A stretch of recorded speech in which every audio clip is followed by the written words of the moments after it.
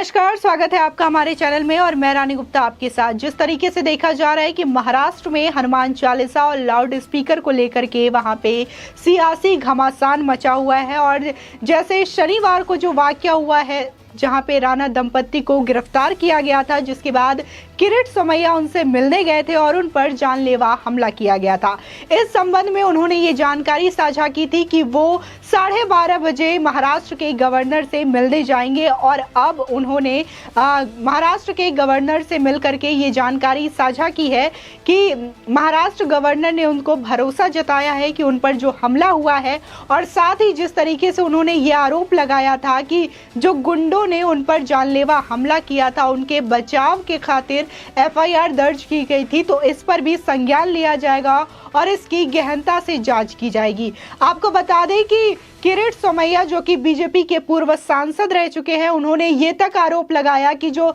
Maharashtra commissioner है उन्होंने गुंडों के बचाव के लिए एफआईआर दर्ज नहीं की, क्योंकि किरीट सोमैया पे देखा गया था कि जानलेवा हमला किया गया था और उनका ये आरोप था कि जो हमलावर थे वो शिव सैनिक के ही कुछ लोग थे जिन्होंने उन पर हमला किया था। साथ ही उन्होंने ये भी आरोप लगाया कि कमिश्नर ने एफआईआर लिखने से इसलिए इनकार किया क्योंकि वो शिवसेना में शामिल हो सकते हैं अगले 1-1.5 महीने बाद। आपको बता दें, महाराष्ट्र में हनुमान चालीसा विवाद के बीच पिछले शनिवार को मुंबई में कथित तौर पर शिव सैनिकों ने भारतीय जनता पार्टी के नेता किरीट सोमैया पर हमला किया था, जिसके बाद बीते दिन सोमैया ने यह दावा किया कि खार पुलिस स्टेशन ने उनके नाम पर एक झूठी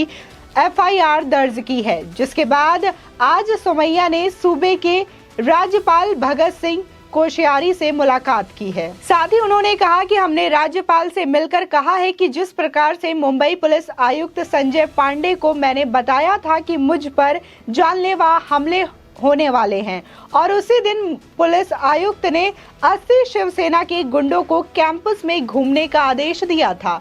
किरीट सोमैया ने ट्वीट कर ये जानकारी साझा की और कहा कि महाराष्ट्र के राज्यपाल श्री भगत सिंह कोश्यारी जी से मुझ पर हुए हमले और गुंडों को बचाने के लिए फर्जी एफआईआर की जांच करने का वादा किया है। साथ में प्रवीण दरेकर, मंगल प्रभात लोढ़ा, सांसद गोपाल शेट्टी, विधायक सुनील राणे और मैं आज राज्यपाल से मिले। आपको बता दें, ये चीजें उन्होंने अपने ट्विटर पर जानकारी साझा करते हुए बताई। आपको बता दें कि इससे पहले बीजेपी सांसद किरीट सोमैया ने महाराष्ट्र के राज्यपाल से मिलने की बात ट्विटर के माध्यम से भी बताई थी। वहीं किरीट सोमैया ने यह भी कहा कि मुझ पर हमला हुआ, पत्थर फेंके गए, उस समय भारी पुलिस खार पुलिस स्टेशन के अंदर छिप गई थी, सिर्फ कमांडो ने मेरी जान बचाई। क्या ये पुलिस आयुक्त उद्धव ठाकरे के परिवार के पुलिस आयुक्त है? अब पुलिस आयुक्त संजय पांडे डर गए हैं, उनके ऊपर कार्रवाई होगी। वहीं भाजपा नेता ने यह भी कहा कि मुंबई पुलिस स्टेशन ने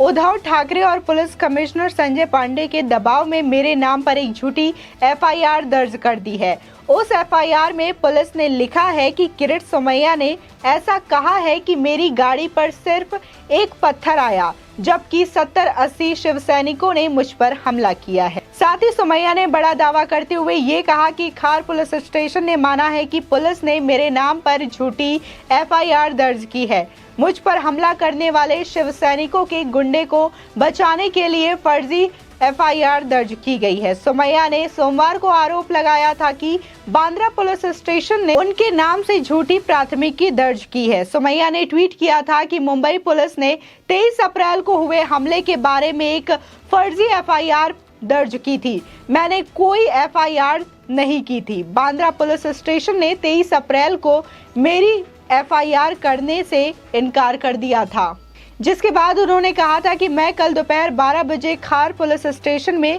फर्जी एफआईआर की इस आपराधिक साजिश के खिलाफ शिकायत दर्ज करूंगा। बता दें, भारतीय जनता पार्टी के पूर्व सांसद किरीट सोमैया ने मुंबई पुलिस कमिश्नर पर उनकी एफआईआर दर्ज नहीं कर देने का आरोप लगाया है। साथ ही उन्होंने ये भी कहा है कि मुंबई पुलिस कमिश्नर संजय पांडे ने एक पुलिस ऑफिसर को मेरी एफआईआर दर्ज नहीं करने के लिए निर्देश भी दिया है। भाजपा नेता ने ये दावा दावा किया है कि मुंबई पुलिस कमिश्नर 1.5 महीने बाद शिवसेना में शामिल होना चाहते हैं। साथ ही उन्होंने ये भी कहा कि जल्द ही हम इस संबंध में राज्यपाल से शिकायत भी करेंगे, जैसा कि आज उन्होंने ये शिकायत दर्ज की। अगर जरूरी हुआ तो हाई कोर्ट भी जाएंगे, ये किरीट सोमैया का कहना था। दरअसल शिवसेना के संदिग्ध कार्यकर्ताओं ने बीते शनिवार देर रात यहां किरीट सोमैया के वाहन पर हमला किया, जिसमें वो घायल हो गए थे। घटना आधी रात से कुछ पहले की ही थी, जब सोमैया गिरफ्तार दंपति नवनीत राणा और उनके पति रवि राणा से मिलने के लिए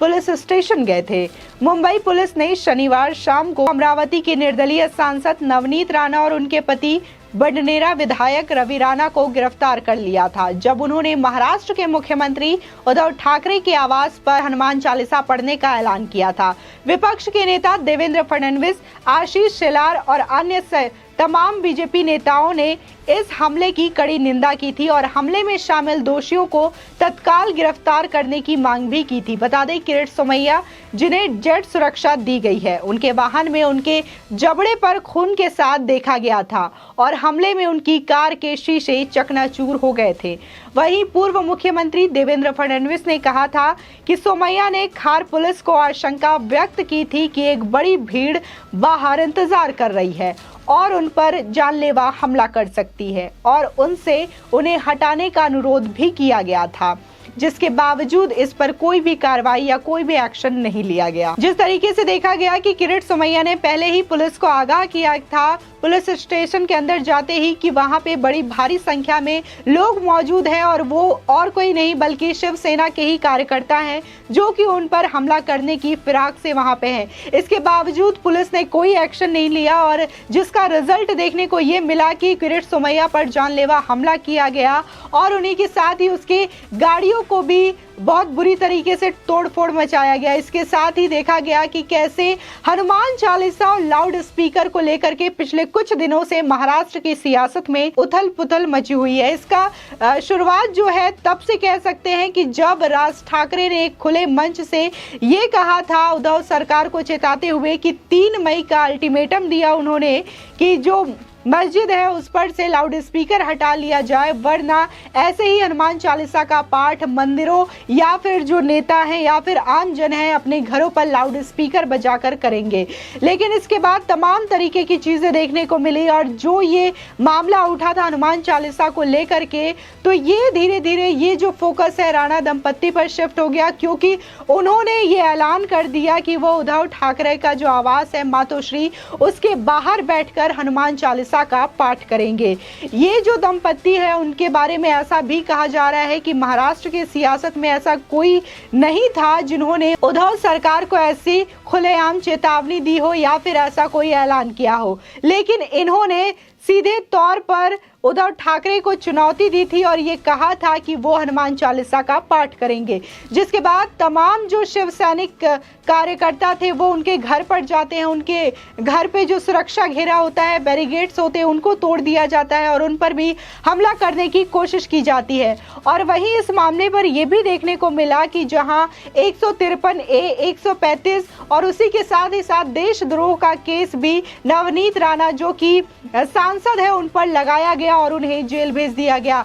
इस मुद्दे पर यह भी देखने को मिला कि सांसद नवनीत राणा ने ओम बिरला को एक खत भी लिखा था, जिसमें यह कहा कि दलित होने की वजह से उन्हें अच्छी व्यवस्था नहीं दी जा रही है, साथ ही उन्हें पीने का पानी नहीं दिया जा रहा है, इसी के साथ ही साथ उनसे दलित होने के कारण भेदभाव भी किया जा रहा है। इस तरीके की चीजें देखने को मिल रही है। जहां लाउड स्पीकर पे ये मसला हो रहा है तो वहीं एक दलित होने के साथ ही ऐसा उन्हें चीजों का सामना करना पड़ रहा है। आपको बता दें कि किरीट सोमैया ने पहले ही ट्विटर पर यह जानकारी साझा की थी कि वो जाएंगे और महाराष्ट्र के गवर्नर से मिलेंगे, जिसके बाद अब वो महाराष्ट्र के गवर्नर से मिले।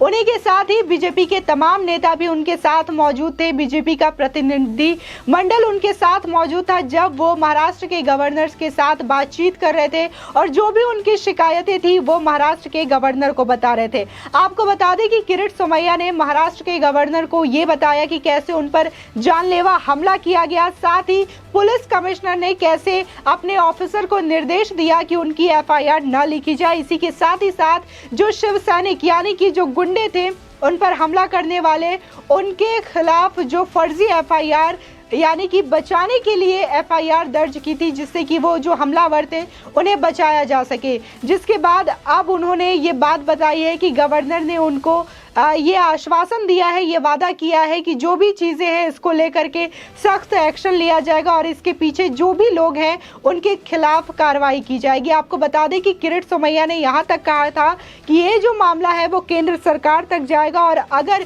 इस पर फिर भी एक्शन नहीं लिया जाता तो वो हाईकोर्ट का भी दरवाज़ा खटखटाने के लिए तैयार है। आपको बता दें कि इस मामले को लेकर के तमाम लोगों ने प्रतिक्रिया जाहिर की थी और इसका कड़ा विरोध किया था कि कैसे एक बीजेपी नेता पर इस तरीके से पुलिस स्टेशन के सामने ही हमला कर दिया जाता है, उनकी गाड़ी को तोड़ दिया जाता है और उनके जबड़ों से खून भी बहता है। ये भी सवाल उठता है कि पुलिस स्टेशन के सामने जब एक नेता सुरक्षित नहीं है तो महाराष्ट्र की जनता आखिर कैसे अपने घरों में सुरक्षित रह सकती है। आपकी इस खबर पर क्या राय है हमारे कमेंट सेक्शन में जरूर बताएं। आगे की और भी अपडेट के लिए हमारे चैनल को सब्सक्राइब करना ना भूलें।